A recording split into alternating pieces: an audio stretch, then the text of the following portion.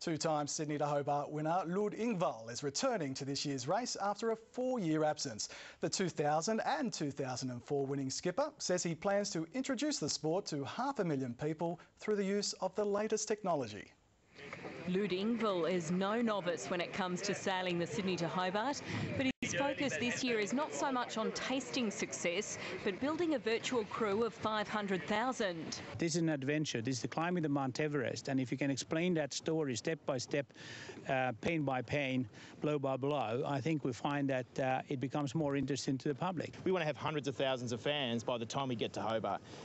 We want to bring as many people onto the boats. We've already started on Facebook. We've had people sending their kids' names through that we're going to inscribe into the inside of the hull on the boat. So hopefully by the time we get down there, we've had the largest crew in history. Facebook, YouTube, tweeting and blogging will be interchanged with the more nautical terms of tacking, spinnaker and boom, although there will be some rules in place for when the technology can be used. Now, I'd hate to have a crisis manoeuvre and everybody say, hang on, I'm busy twittering and blogging, but... No twittering between tacks, I think.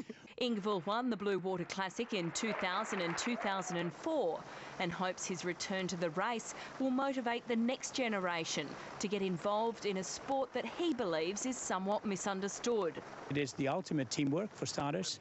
In any other sport I've done, you do what you do for 1 or 2 or 3 quarters and then you walk away and have a shower and go home. Here, we live on trust. This year's race will feature the most exciting lineup of maxis ever seen in Australia. And while Ingvall will be skippering one of those maxis, he is fundamentally against what he says has become an arms race in the sport. Some of the rules are not pushed by anybody here. The international yacht racing rules, I think, as any sport, sometimes makes mistakes.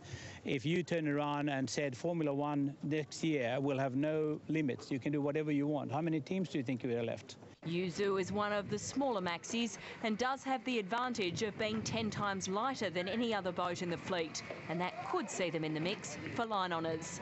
Emma Simkin, World News Australia.